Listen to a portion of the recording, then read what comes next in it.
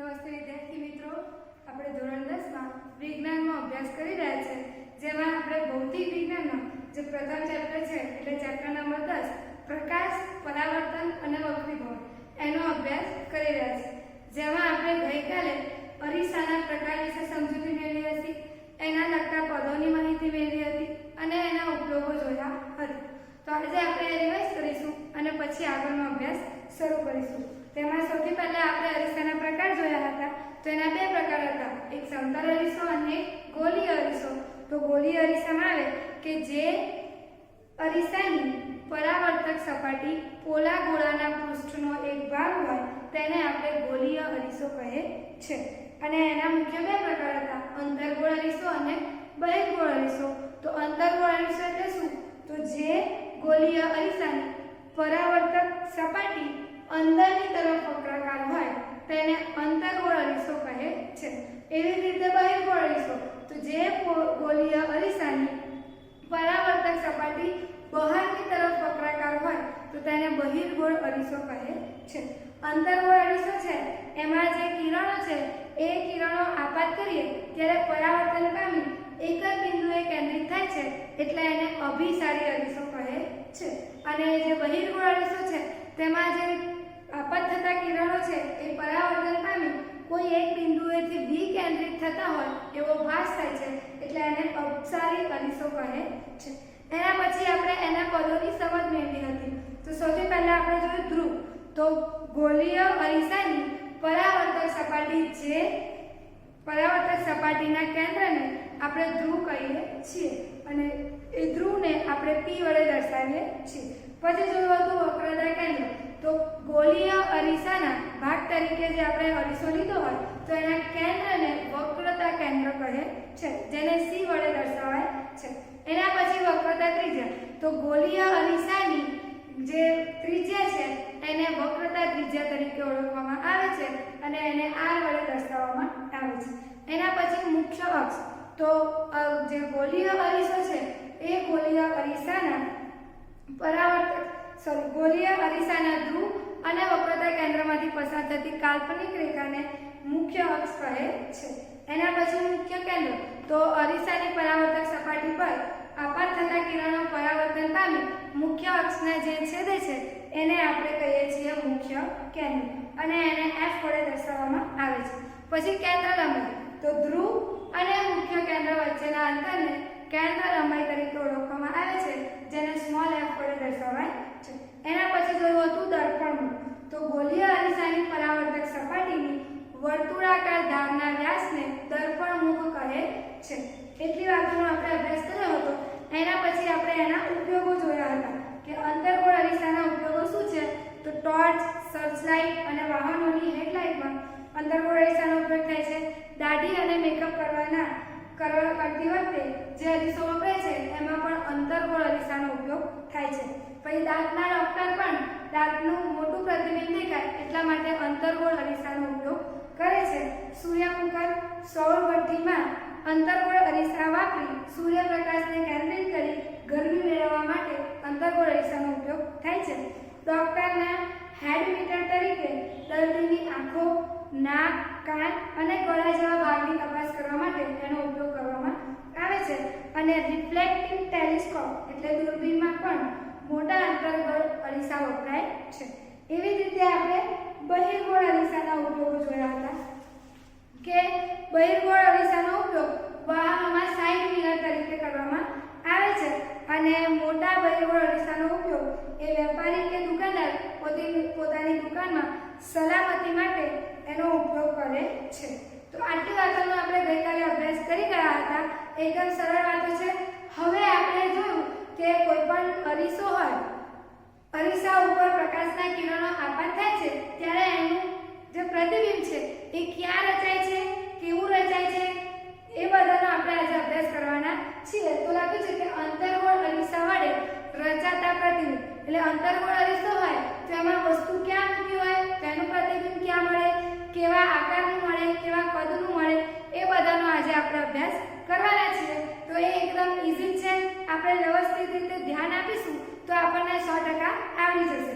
તો સૌથી પહેલા આપણે અરીસો અને એના ઉપર જે પદો આપણે શીખ્યા એ દર્શાવી દઈશું. તો સૌથી પહેલું શીખવાના છે વસ્તુનું સ્થાન અનંત અંતરે હોય. તો સૌથી પહેલા આપણે અરીસો દોરી દઈશું. આ અરીસો છે, અંતર્ગોળ અરીસો. એના ઉપર આ મુખ્ય અક્ષ દોરીએ. આના કેન્દ્રને કહીશું P. અહીં આવશે C, અહીં આવશે F. તો આ રીતે આપણે વસ્તુ અરીસા અને આના વક્રતા ત્રિજ્યા, મુખ્ય કેન્દ્ર અને ધ્રુવ એ ત્રણ વસ્તુ દર્શાવી દીધી છે. હવે આપણને કહ્યું છે કે વસ્તુનું સ્થાન અનંત અંતરે. તો અરીસાથી ખૂબ જ દૂર વસ્તુ મૂકી હોય. માનો કે અહીંયા વસ્તુ મૂકી છે A અને B. અરીસાથી ખૂબ દૂર છે. તો એ અરીસાથી દૂર મૂકેલી વસ્તુ છે તો એના કિરણો આપાત થશે. તો અરીસા ઉપર આપાત થશે ત્યારે આ રીતે આપાત થશે. તો આપાત કિરણ છે એટલે આ બાજુને દર્શાવીશું. એવી રીતે અહીંથી આપાત થશે તો અહીંયા આપાત થશે તો એને આપાત કિરણ તરીકે દર્શાવીશું.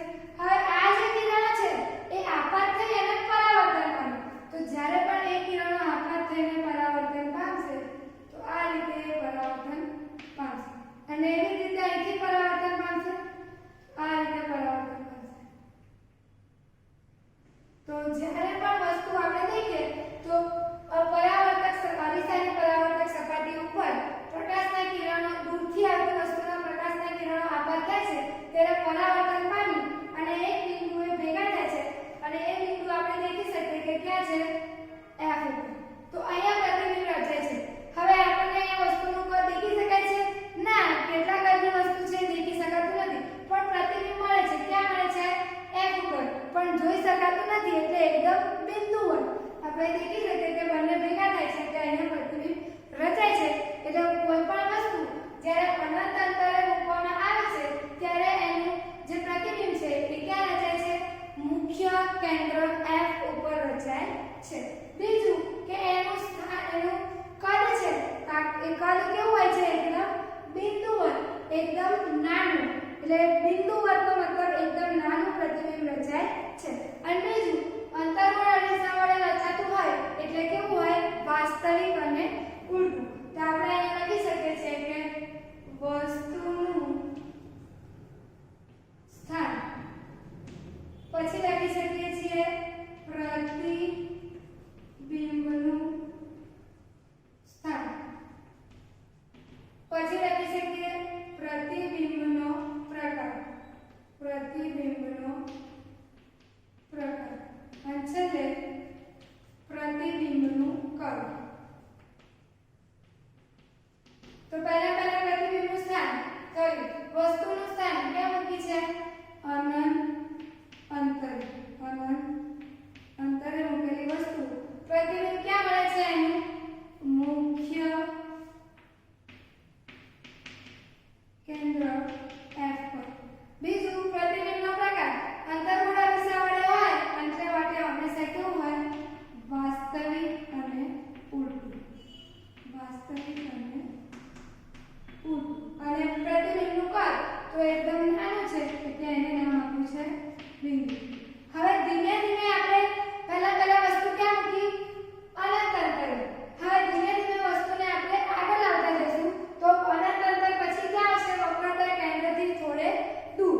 તો હવે આપણે વસ્તુને મૂકીશું વક્રતા કેન્દ્ર C થી દૂર. તો એ બીજું ભાગ હશે એનો.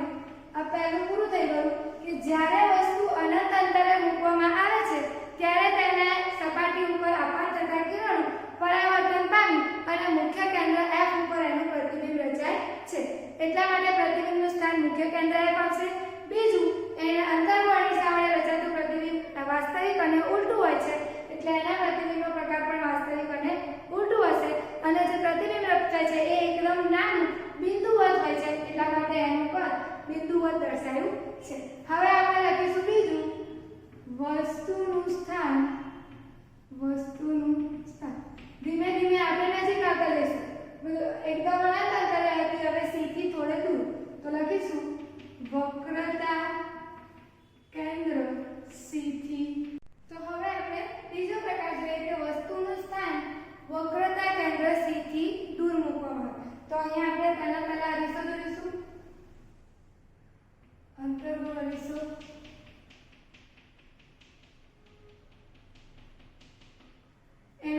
અક્ષ લખી દીધો, એના પર P, આ થશે F અને આ થશે C. દર્શાવી દીધા. હવે આપણને કહ્યું છે C થી દૂર, એટલે C થી દૂર એટલે મેં અહીંયા વસ્તુ મૂકી, C થી દૂર છે A અને P. તો જ્યારે પણ આપણે A ને આપાત થતા કિરણો દર્શાવીએ તો એ ક્યાંથી પસાર થશે? મુખ્ય કેન્દ્ર F માંથી. તો અહીંથી પસાર થશે,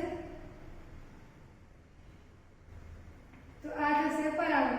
એવી જ રીતે જો આપણે ફરીથી A વડે આપાત થતા કિરણો દર્શાવીએ તો આ રીતે આપાત થશે. તો આ આપાત થતા કિરણો પાછા દેખાશે એટલે પાછા અહીંથી પરાવર્તન પામશે, અને B વડે આપાત થતા કિરણો એ B થી અહીંયાથી પરાવર્તન પામશે. તો બંને ભેગા ક્યાં થાય છે? અહીંયા. તો અહીંયા વસ્તુનું પ્રતિબિંબ રચાશે. અહીંયા અંતરકોણ અરીસો છે એટલે પ્રતિબિંબ કેવું રચાશે? ઉલટું. તો એને આપણે A' B વડે દર્શાવીશું. તો લખીશું આપણે કે વસ્તુનું સ્થાન જ્યારે વસ્તુ વક્રતા કેન્દ્ર C થી થોડે દૂર મૂકવામાં આવે છે ત્યારે પ્રતિબિંબનું સ્થાન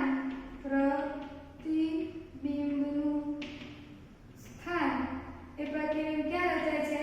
C અને F ની વચ્ચે. તો C અને F ની વચ્ચે મળે છે. બીજું પ્રતિબિંબનો પ્રકાર. તો પ્રતિબિંબનો પ્રકાર અંતર્ગોળ અરીસો છે એટલે મળશે વાસ્તવિક અને ઉલટું. અને છેલ્લે પ્રતિબિંબનું કદ. તો આપણે જોઈ શકીએ છીએ વસ્તુ જે આપી એને કદ આટલું મળે છે. તો વસ્તુ કરતા કેવું મળે છે? નાનું. વસ્તુ કરતા નાનું. તો આ રીતે જેમ જેમ આપણે વસ્તુ દેખી શકીએ કે જેમ જેમ નજીક આવતા જાય છે એમ એમ એનું પ્રતિબિંબ પણ થોડું નજીક ખસતું જાય છે. તો આ રીતે જ્યારે અનંત અંતરે વસ્તુ મૂકવામાં આવે છે ત્યારે એનું પ્રતિબિંબ મુખ્ય કેન્દ્ર F ઉપર મળે છે.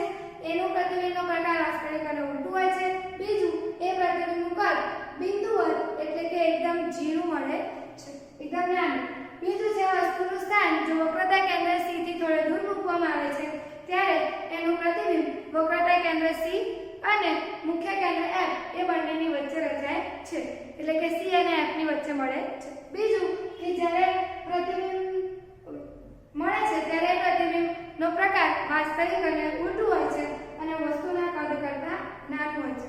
તો અહીંયા આપણે બે પ્રકાર શીખ્યા કે વસ્તુ અનંત અંતરે મૂકી હોય ત્યારે કેવા પ્રકારનું પ્રતિબિંબ મળે અને વસ્તુ વક્રતા કેન્દ્ર C થી થોડે દૂર મૂકવામાં આવે ત્યારે કેવા પ્રકારનું પ્રતિબિંબ મળે એ આપણે જોયું. હવે આપણે ધીમે ધીમે નજીક આવીશું તો વસ્તુને ક્યાં મૂકીશું? વક્રતા કેન્દ્ર C ઉપર. તો હવે આપણે એ જોઈએ. હવે આપણે વસ્તુને ક્યાં મૂકીશું? વક્રતા કેન્દ્ર C ઉપર. તો સૌથી પહેલા આપણે એનું અંતર્ગોળ અરીસો જોઈશું.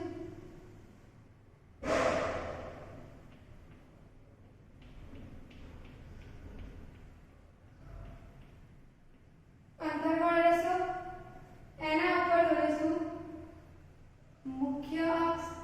અહીંયા P નામ આવશે, અહીંયા F અને અહીંયા નામ આવશે C. હવે આપણને કહ્યું છે કે જ્યારે વસ્તુ વક્રતા કેન્દ્ર C ઉપર મૂકવામાં આવે એટલે વસ્તુ ક્યાં મૂકીશું? વક્રતા કેન્દ્ર C ઉપર. તો અહીંયા વક્રતા કેન્દ્ર C ઉપર મૂકી છે A અને P. તો સેમ આગળ જોઈએ તો એ દર્શાવે છે કે અરીસો આપેલો છે, મુખ્ય અક્ષ એના P, F અને C દર્શાવેલા છે. હવે આપણને કહ્યું છે કે વક્રતા કેન્દ્ર C ઉપર વસ્તુ મૂકવામાં આવે છે ત્યારે વક્રતા કેન્દ્ર C ઉપર મૂકવામાં આવે તો એમાંથી આપાત થતા કિરણો એ પરાવર્તન પામી મુખ્ય કેન્દ્રમાંથી પસાર થઈ અને ક્યાં હશે? અહીંયા આ રીતે પસાર થશે. એવી જ રીતે B ના તો B માંથી તો અહીંયાથી જ આપાત થશે ને અહીંથી જ પરાવર્તન થશે. ફરીથી આપણે એનામાંથી લઈશું F ને, બરાબર? તો અહીંથી પરાવર્તન પામશે એટલે અહીંથી આ રીતે પરાવર્તન પામશે. તો અહીંથી આપાત થતા કિરણો પરાવર્તન પામશે અહીં આવશે. તો એ લખી શકીએ કે બંને ક્યાં મળે છે? અહીં.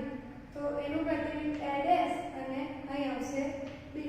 તો આપણે અહીંયા જોઈ શકીએ છીએ કે જ્યારે મુખ્ય કેન્દ્ર F માંથી પસાર થતા કિરણો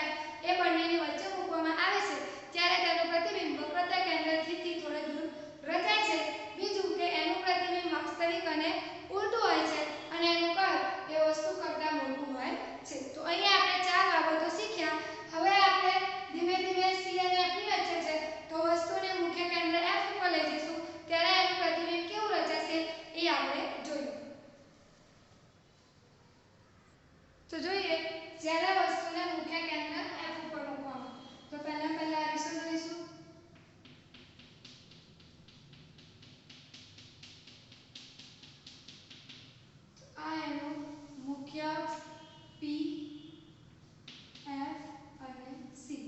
તો અહીંયા આપણને કહ્યું છે મુખ્ય કેન્દ્ર એફ ઉપર વસ્તુ મૂકવામાં આવે છે.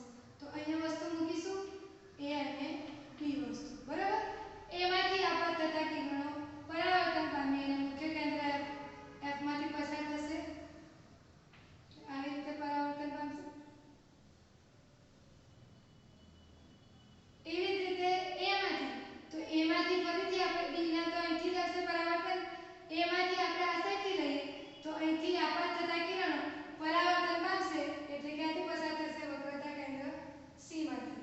તો અહીં આપણે દેખી શકીએ છીએ કે અહીંયા જરા સ્ટ્રેટ લાઈન દોરીએ તો આ રીતે આપણે જોઈશું તો બંને ભેગા થશે. પણ બંને ભેગા ક્યાં થશે? અનંત અંતરે હજુ લંબાઈશું તો બંને ભેગા થશે. એટલા માટે આપણે કહી શકીએ કે જો પ્રતિબિંબ આપણે રચવું હોય, જો વક્રતા કેન્દ્ર મુખ્ય કેન્દ્ર એફ ઉપર વસ્તુ મૂકવામાં આવે છે ત્યારે આ રીતે આપણે જ્યારે પણ મુખ્ય કેન્દ્ર એફ માંથી આપણે વસ્તુ મૂકી હોય ત્યારે એના ઉપરથી પરાવર્તન થતા કિરણો એમાંથી પરાવર્તન થતું હશે તો મુખ્ય કેન્દ્ર એફ માંથી પસાર થાય છે અને એવી રીતે બીજું કિરણ લઈએ તો વક્રતા કેન્દ્ર સી માંથી પસાર થાય છે. તો અહીંયા આપણે દેખીએ કે જ્યારે આપણે આગળ જઈશું ત્યારે આ બંને ચોક્કસ ભેગા થશે એટલે એનું પ્રતિબિંબ ક્યાં રચાય છે? અનંત અંતરે રચાય છે. બીજું કે જેમ જેમ દૂર જશે જ્યાં ભેગા થશે ત્યાં રચાશે એટલે વસ્તુ કરતા કેવું હશે? ખૂબ જ મોટું. અને પ્રતિબિંબનો પ્રકાર તો વાસ્તવિક અને ઉલટું. તો લખીશું વસ્તુનું સ્થાન ક્યાં મૂકી છે? વસ્તુ મુખ્ય કેન્દ્ર એફ પર. બીજું પ્રતિબિંબનું સ્થાન ક્યાં રચાય છે? પ્રતિબિંબનું સ્થાન અનંત અંતર. પ્રતિબિંબનો પ્રકાર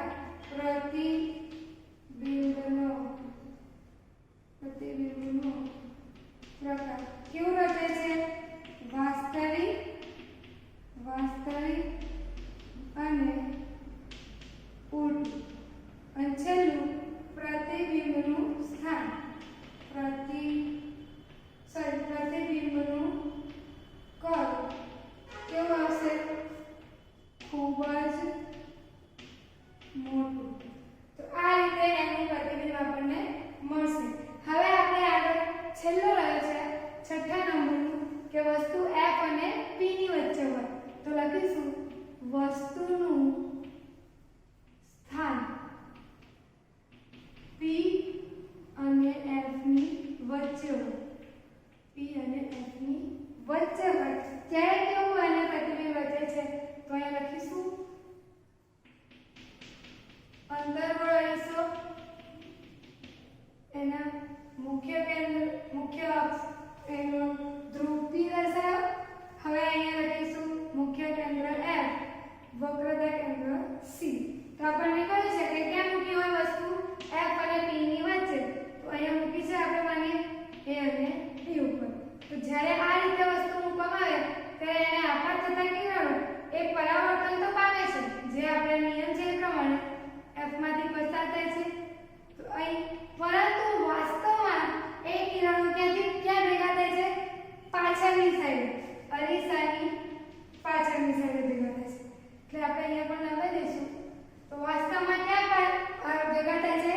પાછળની સાઈડે. એવી જ રીતે એમાંથી પસાર થતા કિરણો હોય તો એમાંથી બીજું અહીંથી લઈ શકીએ તો એ પરાવર્તન પામીને અહીંથી પાછું જશે. એવી જ રીતે ત્રીજું અહીંથી કિરણ પસાર કરીએ તો અહીંથી પસાર કરીશું તો એ ક્યાંથી પસાર થશે? મુખ્ય કેન્દ્ર એફ માંથી. તો આ વક્રતા કેન્દ્રમાંથી પસાર થશે તો અહીંથી આપત થતું કિરણ એ પરાવર્તન પામીને આગળ જશે. પરંતુ એ પણ ક્યાં આવશે? અરીસાની પાછળના ભાગે. અને એવી જ રીતે આ જે કિરણ આપણે આપત કર્યું એ પરાવર્તન અહીંથી પામે છે પરંતુ વાસ્તવમાં ક્યાં પરાવર્તન પામે છે?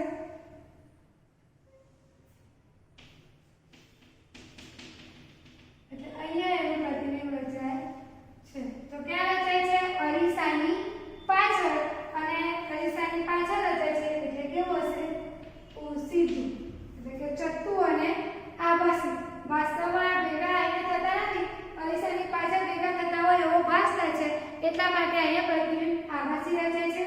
વસ્તુના કદ કરતાં ખૂબ જ મોટું એટલે એને વિજ્ઞાનની ભાષામાં કહેવાય વિવર્ધિત અને ચતુર રચાય છે. તો અહીંયા લખીશું વસ્તુનું સ્થાન. વસ્તુનું સ્થાન ક્યાં મૂકી? F અને P વચ્ચે. પ્રતિબિંબનું સ્થાન ક્યાં મળે છે? અરીસાની પાછળ. અરીસાની પાછળ. પ્રતિબિંબનો પ્રકાર કેવું પ્રતિબિંબ મળે છે? આભાસી અને ચતુર. અને પ્રતિબિંબનું કદ ખૂબ જ મોટું એટલે વિવર્ધિત. ખૂબ મોટું. તો આ રીતે આપણે જો અહીંયા આપણે ખૂબ જ મોટું છે પણ ખૂબ મોટું મળે છે એટલે વસ્તુ કરતાં મોટું. અહીંયા વિવર્ધિત એટલે ખૂબ મોટું હોય ત્યાં લખીશું. અહીંયા આપણે લખીશું વસ્તુ કરતાં મોટું મળે છે. વસ્તુ કરતાં મોટું. પણ જ્યારે અનંત અંતરે મળશે ત્યારે ખૂબ જ મોટું એટલે એને કહેવાય વિવર્ધિત. અહીં તો આપણે દેખી શકીએ છીએ આટલું પણ અહીંયા આપણે નક્કી કરી શકતા નથી કે કેટલું મોટું છે એટલે અહીંયા લખીશું વિવર્ધિત. તો આ રીતે આપણે બધા જ પ્રકારની જગ્યાએ વસ્તુને મૂકી તો એનું પ્રતિબિંબ કેવું રચાય છે એ આપણે જોઈએ. તો ફરીથી યાદ કરીએ તો સૌથી પહેલા આપણે વસ્તુને મુખ્ય કેન્દ્ર વક્રતા કેન્દ્ર C એનાથી ખૂબ દૂર એટલે અનંત અંતરે વસ્તુ મૂકી હતી ત્યારે એનું પ્રતિબિંબ મુખ્ય કેન્દ્ર F ઉપર રચાય છે. એનો પ્રતિબિંબ વાસ્તવિક અને ઊંડું અને એકદમ બિંદુવત હોય. બીજું આપણે જોઈએ વક્રતા કેન્દ્ર C થી દૂર. તો જ્યારે પણ વસ્તુને વક્રતા કેન્દ્ર C થી દૂર મૂકવામાં આવે છે ત્યારે એનું પ્રતિબિંબ વક્રતા કેન્દ્ર C અને મુખ્ય કેન્દ્ર F એ બંનેની વચ્ચે રચાય છે અને એ વાસ્તવિક અને ઊંડું હોય છે અને વસ્તુ કરતાં નાનું હોય છે. એના પછી વક્રતા કેન્દ્ર C ઉપર વસ્તુ મૂકેલી. તો જ્યારે પણ વસ્તુને વક્રતા કેન્દ્ર C ઉપર મૂકવામાં આવે છે ત્યારે તેનાથી રચાતું પ્રતિબિંબ એ વક્રતા કેન્દ્ર C પર જ મળે છે. એનો પ્રતિબિંબનો પ્રકાર વાસ્તવિક અને ઊંડું હોય છે અને છેલ્લે કે વસ્તુના કદ જેટલું જ હોય છે. એના પછી વક્રતા કેન્દ્ર C અને મુખ્ય કેન્દ્ર F ઉપર વસ્તુ મૂકીશું ત્યારે પ્રતિબિંબ આપણને અનંત અંતરે મળે છે. અહીંયા આપણે દેખ્યું કે વક્રતા કેન્દ્ર C અને F ની વચ્ચે મૂકવામાં આવે તો વક્રતા કેન્દ્ર C થી થોડે દૂર મળે છે વાસ્તવિક અને ઊંડું અને વસ્તુના કદ કરતાં મોટું. અને મુખ્ય કેન્દ્ર F ઉપર મૂક્યું હોય ત્યારે એનું પ્રતિબિંબ એ અનંત અંતરે મળે છે વાસ્તવિક અને ઊંડું અને ખૂબ જ મોટું. અને જ્યારે F અને P ની વચ્ચે મૂકવામાં આવે છે ત્યારે પ્રતિબિંબ અરીસાની પાછળ રચાય છે, આભાસી અને ચતુર હોય છે અને વસ્તુના કદ કરતાં મોટું હોય છે. તો આ રીતે આપણે પ્રત્યેકનો અભ્યાસ અહીંયા કર્યો છે. આપણે એને કોષ્ટક સ્વરૂપે લખવું હોય તો એક સાથે આપણે લખી શકીએ છીએ. તો આપણે હવે એને કોષ્ટક સ્વરૂપે જોઈએ. તો એના ઉપરથી આપણે અહીંયા તારણ સ્વરૂપે લખી શકીએ વસ્તુનું સ્થાન. સૌથી પહેલા આપણે વસ્તુ ક્યાં મૂકી હતી? અનંત અંતરે. તો લખીશું અનંત અંતર. તો જ્યારે વસ્તુ અનંત અંતરે મૂકવામાં આવે છે ત્યારે એનું પ્રતિબિંબ ક્યાં રચાય છે? મુખ્ય કેન્દ્ર F ઉપર. બરાબર. પ્રતિબિંબનો પ્રકાર કેવો હોય છે? પ્રતિબિંબ વાસ્તવિક અને ઉલટું રચાય છે. બીજું પ્રતિબિંબનું પરિમાણ. તો એ કેટલા કદનું રચાય છે? તો ખૂબ જ નાનું એટલે બિંદુવત. એને બીજું લખવું હોય તો ખૂબ જ નાનું. તો આ રીતે એક પ્રકાર ખબર પડી ગઈ. જો વસ્તુને અનંત અંતરે મૂકવામાં આવે છે તો એનું પ્રતિબિંબ મુખ્ય કેન્દ્ર F ઉપર રચાય છે, વાસ્તવિક અને ઊંડું હોય છે અને બિંદુવત હોય છે એટલે ખૂબ જ નાનું. પછી આપણે ધીમે ધીમે આગળ ગયા હતા તો એમાં વસ્તુ મૂકી હતી વક્રતા કેન્દ્ર C થી દૂર. તો જ્યારે વક્રતા કેન્દ્ર C થી દૂર મૂકી હતી ત્યારે ક્યાં રચાયું હતું પ્રતિબિંબ? મુખ્ય કેન્દ્ર F અને વક્રતા કેન્દ્ર C ની વચ્ચે મળ્યું હતું. અને એવી જ રીતે એના પ્રતિબિંબનો પ્રકાર પણ કેવો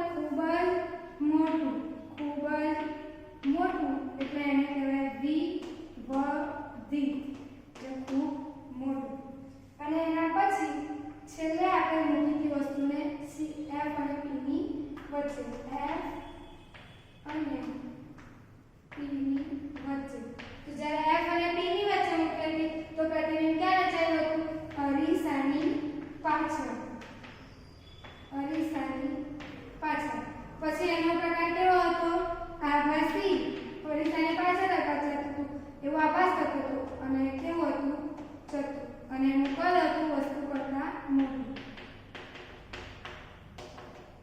તો આ રીતે એનું પ્રતિબિંબ રચાય છે. આપણે જોઈ શકીએ કે જેમ જેમ આપણે વસ્તુને મૂકવાનું સ્થાન વધાર્યું એમ એમ પ્રતિબિંબનું સ્થાન પણ ઘટતું ગયું છે. જેમ આપણે અનંત અંતરે મૂકી તો મુખ્ય કેન્દ્ર વસ્તુનું પ્રતિબિંબ મળે છે, પણ જેમ આપણે નજીક આવીએ છીએ એમ વસ્તુનું પ્રતિબિંબ પણ નજીક મળે છે. તો એને કે તો એના ઉલટું છે. અનંત અંતરે હતી તો મુખ્ય કેન્દ્ર F ઉપર જ હતું. જો મુખ્ય કેન્દ્ર F ઉપર હશે તો પ્રતિબિંબ ક્યાં રચાશે? અનંત. વક્રતા કેન્દ્ર C થી દૂર હતું તો F અને C ની વચ્ચે રચાતું હતું. હવે F અને C ની વચ્ચે મૂકી હશે તો પ્રતિબિંબ ક્યાં રચાશે? વક્રતા કેન્દ્ર C ઉપર. વક્રતા કેન્દ્ર ઉપર છે તો એનું પ્રતિબિંબ પણ વક્રતા કેન્દ્ર ઉપર છે. F ઉપર મૂકી વસ્તુ તો ક્યાં રચાયું? અનંત અંતરે. એટલે બધા એકબીજા સાથે સંકળાયેલા છે તો આપણને યાદ રાખવામાં પણ એકદમ સરળતા રહેશે. તો આ રીતે આપણે જે પ્રતિબિંબ હોય અરીસા પર રચાતું હોય તો એના કયા કયા પ્રકારના પ્રતિબિંબ હોઈ શકે એનો આપણે આજે અભ્યાસ કર્યો છે. આ ખૂબ જ ઇમ્પોર્ટન્ટ વાત છે. તમે તમારા ચોપડામાં વ્યવસ્થિત રીતે બે વખત લખી અને તૈયાર કરશો. આ એકદમ સરળ છે. ખાલી આપણને આકૃતિ આવડશે તો પણ આપણે સરસ રીતે એને